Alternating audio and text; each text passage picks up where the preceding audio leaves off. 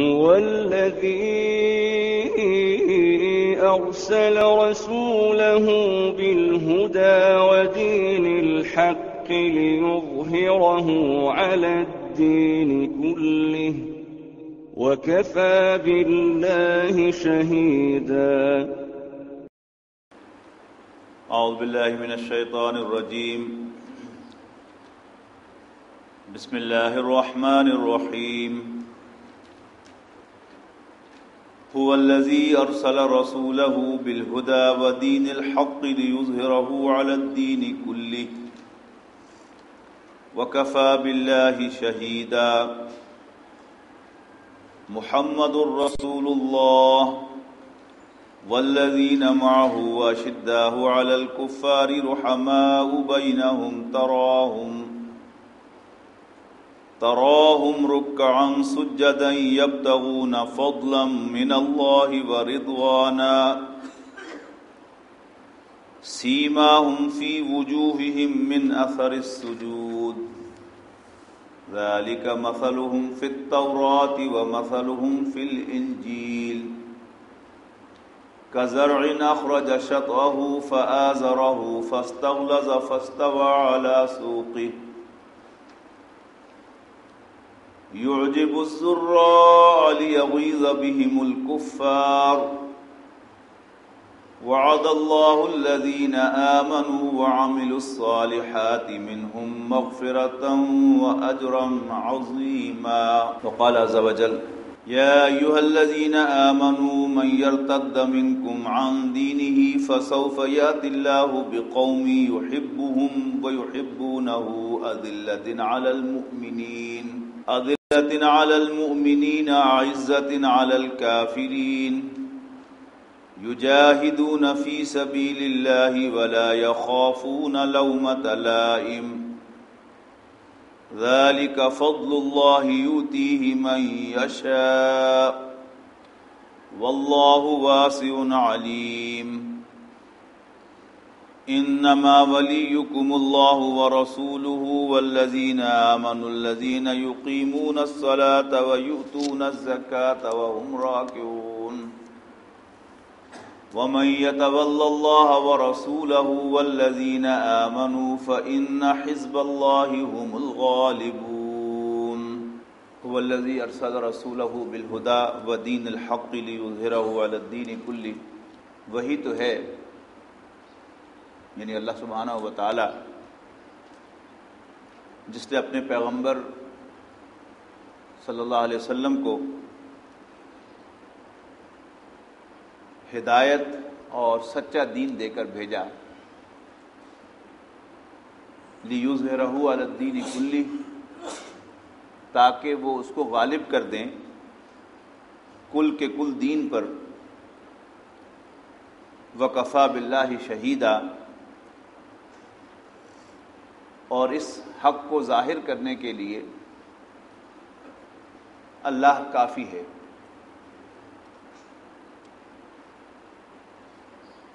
تنظیم اسلامی کے ساتھی اس آیہ مبارکہ کا درس مجھ سے بہتر ایکسپریشن اور وضاحت کے ساتھ بانی محترم کی زبانی 20 بار سن چکے ہیں، اور ان کی معرکۃ الآراء تصنیف نبی اکرم صلی اللہ علیہ وسلم کا مقصد بعثت بھی ان کے مطالعہ میں آ چکی ہے.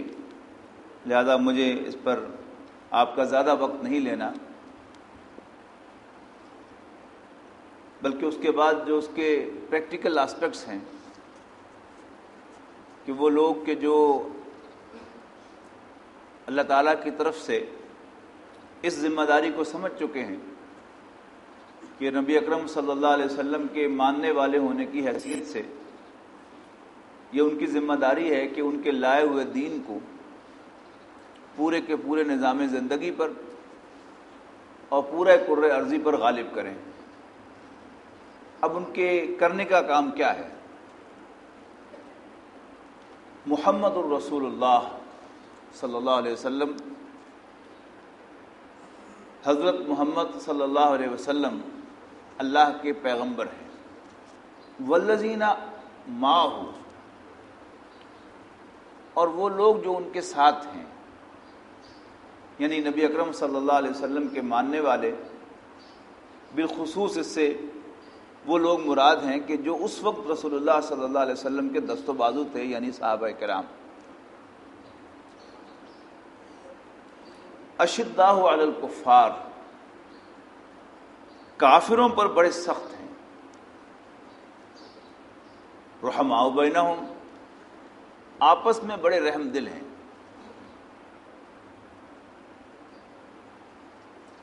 تراہم رکعا سجدا،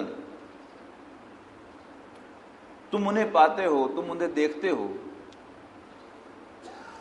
اللہ کے سامنے جھکتے ہوئے اور سر بسجود ہوتے ہوئے، یبتغون فضلا من اللہ ورضوانا، اللہ کے فضل اور اس کی خوشنودی کی تلاش کرتے ہوئے۔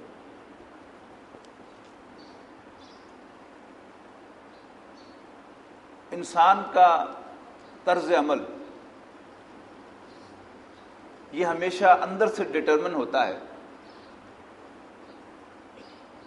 کہ ہر انسان کے اندر اللہ تعالیٰ نے نرم جذبات بھی رکھے ہیں اور سخت جذبات بھی رکھے ہیں، لیکن جس کے لیے انسان کے دل میں ٹھنڈ ہوتی ہے وہ اس کے سامنے بجھتا ہے، اور جس کے لیے اس کے دل میں وٹ ہوتا ہے وہ اس پر برستا ہے۔ تو اہل ایمان کے دل میں ٹھنڈ جو ہے وہ اہل ایمان کے لیے ہے، اور اہل ایمان کے دل میں وٹ جو ہے، سختی جو ہے، وہ کفار کے لیے ہے۔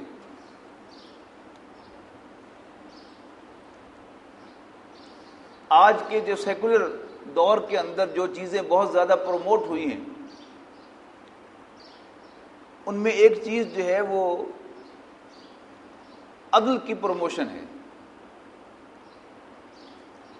اس میں کوئی شبہ نہیں ہے کہ انبیاء کرام کو اللہ تعالیٰ نے عدل کے قیام ہی کے لیے بھیجا تھا، اور انہوں نے عدل کے قیام ہی کی جدوجہد کی، لیکن ایک ہے جب آپ کے سامنے آپ منصف ہوں، آپ عدالت کا کتہرا لگا کر بیٹھے ہوئے ہوں، اور دو فریق آپ کے سامنے آئیں اور آپ نے ان کے درمیان فیصلہ کرنا ہے۔ ایک ہے آپ کا مجموعی طرز عمل، ان دونوں میں بڑا فرق ہے۔ قرآن مجید میں سورہ بقرہ کے اندر مسلمانوں سے ہونے والی ایک فروگزاشت کہ حرمت والے مہینوں کی حرمت پامال ہو گئی کچھ مسلمانوں سے، اس پر شور مچایا کفار نے، قریش نے۔ یہ دین ہے ان کا، یہ سکھاتا ہے دین ان کا ان کو۔ اسے بیان کیا گیا یسألونک عن الشہر الحرام قتال فیہ، یہ آپ سے دریافت کرتے ہیں حرمت والے مہینوں کے بارے میں کہ ان کے اندر قتال کرنا کیسا ہے۔ اب ذرا اس آیت کو غور سے پڑھیے گا اور یہاں بٹوین دا لائنز ریڈ کیجئے گا کہ مسلمانوں سے غلطی ہوئی ہے، اس کو ایک جملے کے اندر فرما کر یس قل قتال فیہ کبیر، ہاں حرمت والے مہینوں میں جنگ کرنا بری بات ہے، لیکن چونکہ اللہ رب العزت کو اہل ایمان کی ٹھنڈ ہے، چونکہ اللہ تعالیٰ اہل ایمان سے راضی ہے، لہذا ساتھ ہی چڑھائی جو ہے وہ کفار پر کی گئی ہے۔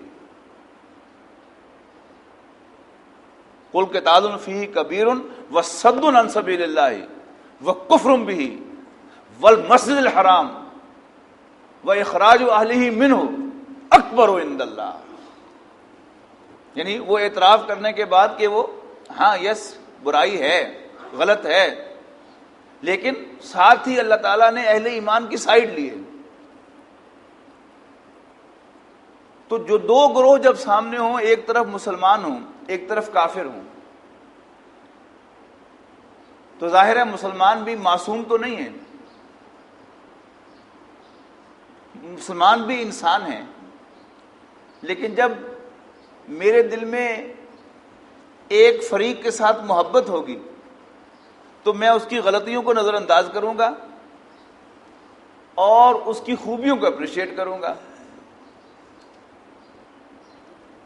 اور کافر کی بھی جو بھی خوبی ہے اس کا اعتراف تو کروں گا، لیکن ساتھ ہی اس کی برائیوں کو بھی ہائی لائٹ کروں گا۔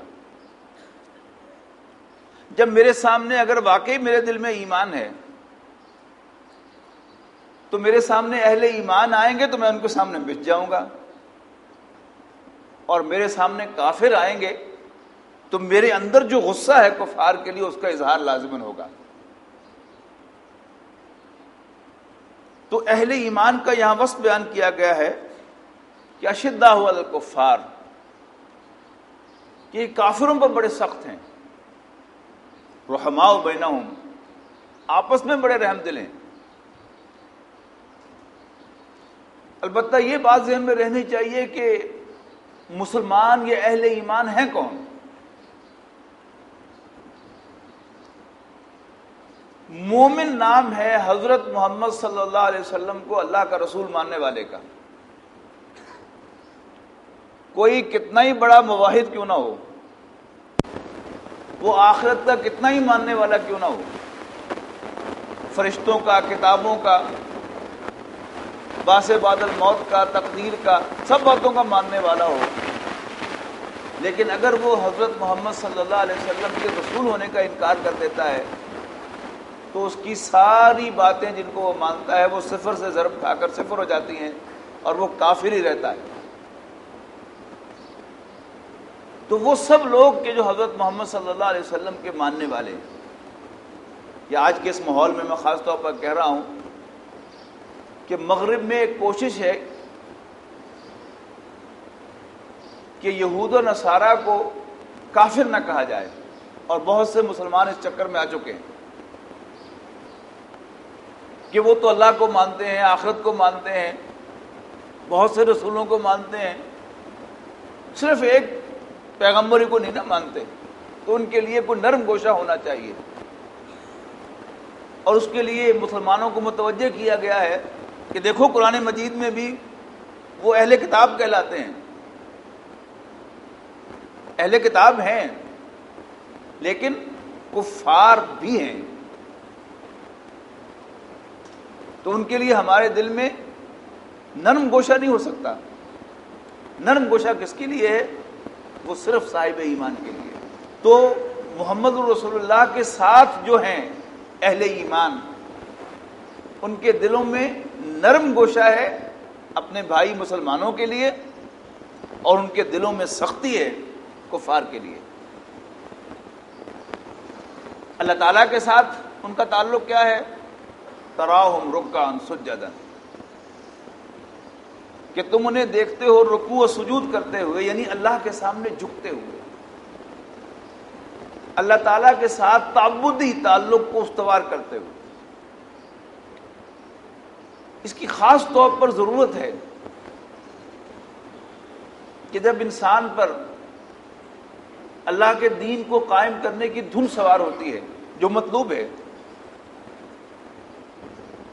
تو شیطان وہ دھن اتنی زیادہ سوار کر دیتا ہے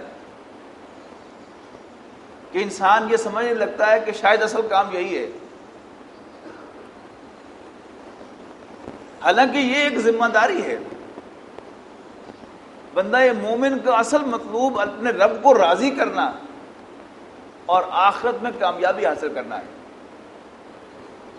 اور یہ سبق انسان کو یاد رہتا ہے تعبدی امور سے، رکوع و سجود سے، روزے اور حج سے، اور صحابہ کرام کا جو نقشہ سیرت کی کتابوں میں ہمارے سامنے آتا ہے کہ وہ دن کے شہ سوار تھے اور رات کے راہب تھے۔ اب چونکہ ان کے ہاں رکوع و سجود کی فریکوینسی سی بہت زیادہ تھی، اکثر وہ اللہ تعالیٰ کے سامنے جھکتے تھے، لہذا ان کی پیشانیوں پر کثرت سجود کی وجہ سے نشان پڑ جاتے تھے اور اسی سے وہ پہچانے جاتے تھے۔ اس کو یہاں پر نمایاں کیا گیا ہے کہ تراہم رکعن سجدن، تم انہیں دیکھتے ہو رکوع کرتے ہوئے، سجدہ کرتے ہوئے، یبتغون فضلا من اللہ ورضوانا، طلب کرتے ہیں وہ اللہ تعالیٰ کی کے فضل کو، اس کی عنایت کو اور اس کی خوشنودی کو۔ یہ دونوں الفاظ جو ہیں بڑے اہم ہیں۔ اللہ تعالیٰ کے فضل کو تلاش کرنا، جب انسان 4 دن ذرا باقاعدگی سے پہلی تکبیر کے ساتھ نماز باجماعت ادا کر لے تو شیطان اس کے دل میں ایک زوم ڈال دیتا ہے کہ اب تم نیک ہو گئے ہو۔ دین کی دعوت و تبلیغ یا دین کے غلبے کی تھوڑی سی جد و جہد کر لے تو اسے یہ باوق آنے لگتا ہے کہ اب جنت تمہارا حق ہو گیا ہے۔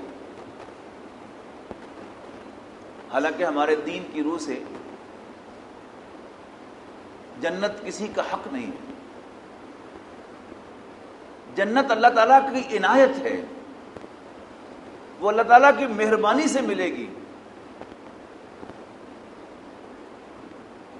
وہ طالب ہیں، تلاش کرتے ہیں اللہ کے فضل کو، اس کی مہربانی کو اور اس کی خوشنودی کو۔ اللہ تعالیٰ کی عنایت کس پر ہوگی؟ جس پر اللہ خوش ہوگا۔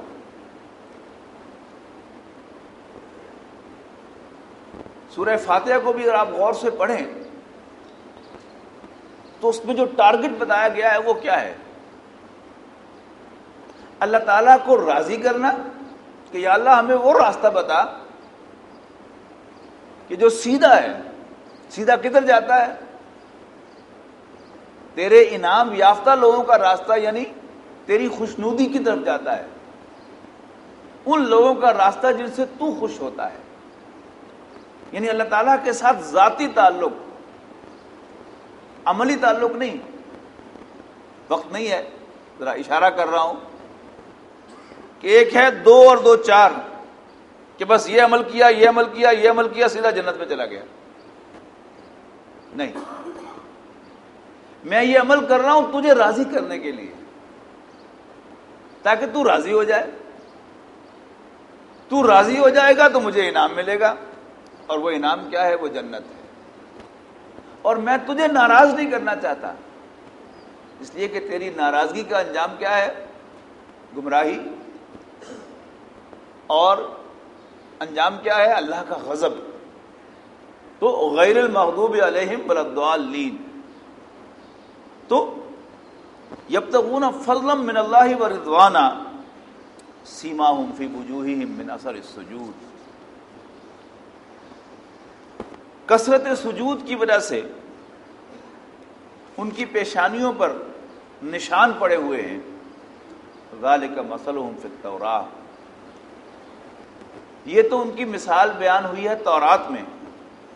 وَمَثَلُهُمْ فِي الْإِنْجِيلِ كَزَرْعٍ أَخْرَجَ شَطْأَهُ، اور ان کی مثال انجیل میں اس طرح ہے كَزَرْعٍ أَخْرَجَ شَطْأَهُ، کہ جیسے ایک کھیتی ہے جس نے پہلے زمین سے اپنی سوئی نکالی ہے، فَآزَرَهُ، پھر اس کو مضبوط کیا ہے، فَاسْتَغْلَظَ، پھر وہ موٹی ہوئی ہے، فَاسْتَوَىٰ عَلَىٰ سُوقِهِ، پھر وہ اپنی نال پر کھڑی ہو گئی ہے، اپنے تنے پر کھڑی ہو گئی ہے، اپنے سہارے پر۔ اور یہ ہم سب کا تجربہ ہے کہ چھوٹی سی ایک کمپل پھوٹتی ہے، پھر وہی ذرا مضبوط ہوتی ہے، بڑی ہوتی ہے، پھر موٹی ہو کر وہ تناور درخت بھی بن جاتی ہے۔ پھر اس کو آپ یوں ہلا کر بھی اکھاڑ نہیں سکتے، جبکہ جب وہ ایک چھوٹی سی جڑی بوٹی ہوتی ہے تو آپ یوں اسے کھینچ کر زمین میں سے یوں اکھاڑ کے پھینک سکتے ہیں۔ یہ مثال ہے صحابہ کرام کی کہ نبی اکرم صلی اللہ علیہ وسلم نے ایک پودا لگایا اور وہ پودا پھلا پھولا، پھر ایک تناور درخت بن گیا۔ جب تک تو وہ ایک چھوٹی سی کومپل تھی،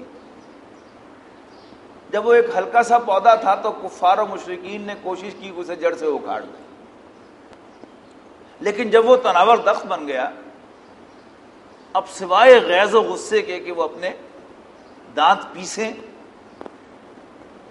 اپنی انگلیاں چبائیں، ان کے پیٹ میں مروڑ اٹھے، اس کے سوا اور کچھ کر نہیں سکتے وہ۔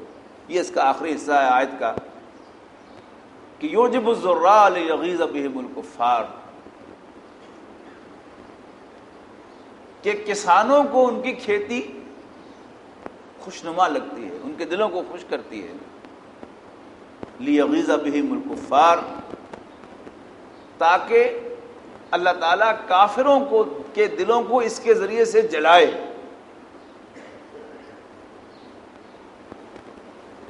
قرآن مجید کا مطالعہ کرتے ہوئے ایک بات جو ہے اس کی طرف میں توجہ دلانا چاہتا ہوں۔ ایک ہے ہمارا مبینہ تصور سنجیدگی کا، کہ بہت ہی فیئر اور بہت ہی سنجیدہ اور بالکل کوئی ناشائستگی کا کوئی شائبہ جو ہے وہ گفتگو کے اندر نہ آئے۔ اب ایسی سپوزڈ گفتگو جو ہے شائستگی کی، اس کے مطابق کوئی ایسی بات کہنا، دل کو جلانا، پیٹ میں مروڑ اٹھنا، یہ ناشائستہ کلمات ہیں۔ جب کہ قرآن مجید کو آپ پڑھیں کہ اللہ کے دشمنوں کے لیے یعنی سو کارڈ وہ ناشائستہ الفاظ جو ہیں وہ سب کے سب استعمال ہوئے ہیں۔ اب یہ ان کے دلوں کو جلانا، یہ وہ جو ایک فرض کیا ہوا شائستہ انداز ہے اس کے خلاف ہے، لیکن قرآن مجید میں استعمال ہوا ہے تاکہ ان کو غصہ دلایا جائے۔ مکی صورتوں کے اندر خاص طور پر ابتدائی مکی صورتیں، ان میں قریش کے ساتھ، ان کے سرداروں کے ساتھ قرآن مجید نے جس انداز سے کلام کیا ہے، اس کو پڑھتے ہوئے واقعتاً ایسا معلوم ہوتا ہے کہ جیسے اللہ سبحانہ و تعالیٰ بھی آستینیں چڑھا کر جو ان کے مقابلے میں آتا ہے۔ کچا ابو لہب سے کہا ہے، کچا تم نے میرے نبی کو گالی دی ہے، یعنی اس نے اگر تبا لک یا محمد کہا تھا تو قرآن مجید میں بھی اس کا ترکی بترکی جواب آیا کہ نہیں آیا؟ اب وہ جو سو کال شائستگی کا انداز ہے، اس کا تقاضا کیا ہے کہ کوئی آپ کو گالی دے تو بھی آپ کہیں نہیں پلیز آپ مجھے گالی نہیں دیجیے گا۔ ایک کیا ہے، اس نے گالی دی ہے تو رب العالمین نے بھی اس کو جواب میں گالی دی ہے۔ یہ کیا ہے؟ یہ وہ کفار کے خلاف اللہ کا غیظ و غضب ہے، اور اہل ایمان کے دل میں بھی مطلوب ہے کہ اللہ کے دشمنوں کے لیے ویسا ہی غیظ و غضب ہو، اور اللہ تعالیٰ جو ہے انہیں جلانا چاہتا ہے، ان کے پیٹ کے اندر مڑوڑ اٹھانا چاہتا ہے، لیغیظ بہم الکفار، تاکہ اس کے ذریعے سے اللہ تعالیٰ ناخوش کرے، جی جلائے کافروں کے۔ وعد اللہ الذین آمنوا وعملوا الصالحات منہم مغفرۃ واجرا عظیما، اللہ نے ان لوگوں کے لیے جو ایمان لائیں اور اچھے عمل کریں بخشش اور اجر عظیم کا وعدہ فرمایا ہے۔ یعنی جنت میں داخلہ جو ہے وہ تو اللہ تعالیٰ کی مہربانی سے، بخشش سے ہوگا۔ جب اللہ تعالیٰ ہماری کوتاہیوں کو، ہمارے گناہوں کو معاف کرے گا، درگزر کرے گا ان سے، تبھی جنت میں داخلہ ہوگا۔ اور کسی شخص کے لیے قیامت کے دن سب سے بڑی کامیابی یہی ہے کہ اللہ تعالیٰ اسے وہ ایک کلمہ کہہ دے، بخشا، forgiven، یہی سب سے بڑی کامیابی ہے۔ تو ایسے لوگوں کے لیے اللہ تعالیٰ نے وعدہ فرمایا ہے کہ میں تمہارے گناہوں کو بخش دوں گا اور پھر اجر عظیم عطا فرماؤں گا۔ اب آئیے اگلے سبق کی طرف، اگلے حصے کی طرف اس سبق کے۔ یہ سورہ مائدہ کی آیت نمبر 54، 55 اور 56 پر مشتمل ہے۔ ارشاد ہے، یا ایھا الذین آمنوا من یرتد منکم عن دینہ، اے ایمان والو تم میں سے کوئی بھی اپنے دین سے پیچھے ہٹے گا، اپنے دین سے پھرے گا، فسوف یات اللہ بقوم، اب یہاں بٹوین دا لائن بھی آپ پڑھیے گا اور سیاق و سباق بھی آپ کو یہی بتاتا ہے کہ یہاں پر قانونی ارتداد مراد نہیں ہے، یعنی ایمان لانے کے بعد اعلانیہ کفر کر دینا، اسے کہتے ہیں ارتداد، قانون کی زبان میں، شریعت کی زبان میں۔ لیکن یہاں پر ارتداد جو ہے وہ پیچھے ہٹنے کے معنوں میں ہے، اسلام لائے، کلمہ پڑھا، دین کی باتیں اچھی لگیں، رسول اللہ صلی اللہ علیہ وسلم کی دعوت میں اٹریکشن محسوس ہوئی، مسلمان ہو گئے، لیکن دین کے تقاضوں کا اندازہ نہیں تھا۔ لیکن جب تقاضے سامنے آئے تو پھر قدم پیچھے ہٹانا شروع کیے منافقین نے، اور منافق کے سر پہ سینگ تو ہوتے نہیں۔ پھر یہ کہ قرآن مجید میں یہ بات واضح کی گئی ہے کہ نفاق ایک مرض ہے، بیماری ہے، اور ہم سب جانتے ہیں کہ کوئی شخص کبھی شوق سے بیمار نہیں ہوا کرتا، بیماری ہمیشہ لگ جایا کرتی ہے۔ پھر جب کوئی شخص بیمار ہو جاتا ہے تو اس کے ماتھے پر نہیں لکھا ہوا آ جاتا کہ یہ اس مرض میں مبتلا ہے، بلکہ علامات سے تشخیص ہوتی ہے مرض کی۔ تو قرآن مجید میں جہاں بھی نفاق کا مضمون بیان ہوا ہے تو کچھ ڈسکرپشنز ہیں، کچھ واقعات ہیں، کچھ لوگوں کی کیفیات ہیں جو قرآن مجید نے بیان کی ہیں، وہی نفاق کی علامات ہیں۔ قرآن مجید پڑھتے ہوئے ایک بندہ مومن کا یہ فرض ہے کہ وہ قرآن مجید کی ان آیات کو پڑھتے ہوئے اپنے اندر بھی جھانکے اور محسوس کرے کہ کہیں یہ علامات مجھ میں تو نہیں ہیں۔ تو فرمایا جو کوئی بھی تم میں سے دین سے پیچھے ہٹے گا، یعنی دین کے تقاضوں کے سامنے آنے پر ان سے جان چھڑانے کے لیے قدم پیچھے ہٹائے گا، اسے جان لینا چاہیے فسوف یات اللہ بقوم، کہ ان قریب اللہ کچھ ایسے لوگ لے آئے گا یحبہم ویحبونہ، کہ جن سے اللہ محبت کرے گا اور وہ بھی اللہ سے محبت کریں گے۔ اذلۃ علی المومنین، وہ مومنوں کے سامنے تو بچھے ہوئے ہوں گے، عزت علی الکافرین، اور کافروں پر چڑھے ہوئے ہوں گے، یجاہدون فی سبیل اللہ، اللہ کے راستے میں جد و جہد کریں گے، اللہ کے راستے میں جہاد کریں گے، ولا یخافون لومۃ لائم، اور اللہ کے معاملے میں، اللہ کے راستے میں کسی ملامت کرنے والے کی ملامت سے نہیں ڈریں گے۔ یہاں جو لومۃ لائم میں لائم کو نکرہ لایا گیا ہے، یہ بڑا زبردست ایکسپریشن ہے قرآن مجید کا، کسی بھی ملامت کرنے والے کی ملامت سے۔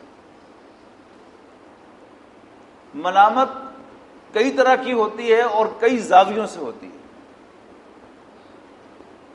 کئی ایریا سے ہوتی ہے۔ میٹھی میٹھی ملامت بھی ہوتی ہے اور ملامت بھری ملامت بھی ہوتی ہے، اپنوں کی طرف سے بھی ملامت ہوتی ہے، غیروں کی طرف سے بھی ملامت ہوتی ہے، اور ملامت کے ایسے ایسے خفیہ اور سٹل انداز ہیں کہ انسان کو پتہ بھی نہیں چلتا کہ اس کو ملامت کیا جا رہا ہے۔ کبھی مذاق میں ملامت ہوتی ہے، کبھی ٹونٹ کے ساتھ ملامت ہوتی ہے، کبھی کوئی مثال دے کر ملامت دی جاتی ہے، کبھی پیار کے ساتھ سمجھاتے ہوئے ملامت کی جاتی ہے، یہاں تک کہ دین کے راستے پر چلتے ہوئے، اللہ کے دین کی جد و جہد کرتے ہوئے، آپ جب کسی تحریک میں شریک ہوتے ہیں، اس کے ڈسپلن کو اختیار کرتے ہیں، امیر کی اطاعت کرتے ہیں، تو آپ کے ساتھی جو ہیں، اس لیے کہ دنیا کا پاپولر جو انداز رہا ہے وہ ہمیشہ جمہوریت ہی رہا ہے۔ کسی بھی ادارے میں وہ شخص کے جو اسٹیبلشمنٹ کی بات ماننے والا ہے، اس کے باقی دوست ہمیشہ اسے تیکھی نگاہ سے دیکھتے ہیں، ذرا ترچھی نگاہ سے دیکھتے ہیں، اسے طرح طرح کے ناموں سے پکارتے ہیں۔ اسٹیبلشمنٹ کا آدمی ہے، سرکاری بینچوں کا آدمی ہے، آفیشیل اسپوکس مین ہے، چمچہ ہے، یہ کیا ہے؟ یہ گالیاں ہیں، لیکن ایسی گالیاں کہ انسان کو پتہ نہیں چلتا کہ اس کو گالی دی جا رہی ہے، لیکن یہ سب ملامت کے انداز ہیں۔ لہذا ایک لفظ کے اندر لائم ولا یخافون لومۃ لائم، اور وہ نہیں ڈرتے کسی بھی ملامت کرنے والے کی ملامت سے۔ ذالک فضل اللہ یؤتیہ من یشاء، یہ اللہ کی عنایت ہے اور اللہ جس پر چاہتا ہے اپنی عنایت فرماتا ہے۔ واللہ واسع علیم، اور اللہ تعالیٰ وسعت والا، جاننے والا ہے۔ انما ولیکم اللہ ورسولہ والذین آمنوا، یقیناً تمہارا دوست تو اللہ کا رسول صلی اللہ علیہ وسلم اور اہل ایمان ہیں۔ تمہارے دوست اللہ کے رسول اور اہل ایمان ہیں، یعنی وہ جو دوستی اور ولایت کا رشتہ ہے وہ انہی کے ساتھ ہے۔ ایک ہیں فارمل بزنس ریلیشنز، آپ کی دکان پر آنے والے گاہک جو ہیں وہ مسلمان بھی ہیں، غیر مسلم بھی ہیں، تو آپ غیر مسلموں کو سودا دینے سے انکار تو نہیں کریں گے، لیکن آپ کا جی یہی چاہنا چاہیے کہ آپ کے پاس مسلمان گاہک ہی آیا کریں، اس لیے کہ مسلمانوں کی ٹھنڈ ہے آپ کو۔ کوئی مسلمان گاہک آپ کی دکان پر آتا ہے تو آپ کا دل باغ باغ ہو جاتا ہے، اور کوئی کافر آپ کی دکان پر آتا ہے، سودا تو آپ اسے دیتے ہیں لیکن آپ کے دل کو ٹھنڈ نہیں پڑتی، اس لیے کہ آپ کے دوست، آپ کے ولی اللہ کے رسول اور ایمان والے ہیں۔ اور جیسا کہ میں عرض کر چکا ہوں کہ مومن کون ہے؟ حضور صلی اللہ علیہ وسلم کو اللہ کا رسول ماننے والا۔ کافر کون ہے؟ حضور صلی اللہ علیہ وسلم کو اللہ کا رسول نہ ماننے والا، یعنی حضور صلی اللہ علیہ وسلم کے دعوی رسالت کو جھوٹا سمجھنے والا۔ اور جو شخص نبی اکرم صلی اللہ علیہ وسلم کو جھوٹا سمجھتا ہو، اس کی شکل دیکھ کر کیا کسی بندہ مومن کو خوشی ہو سکتی ہے؟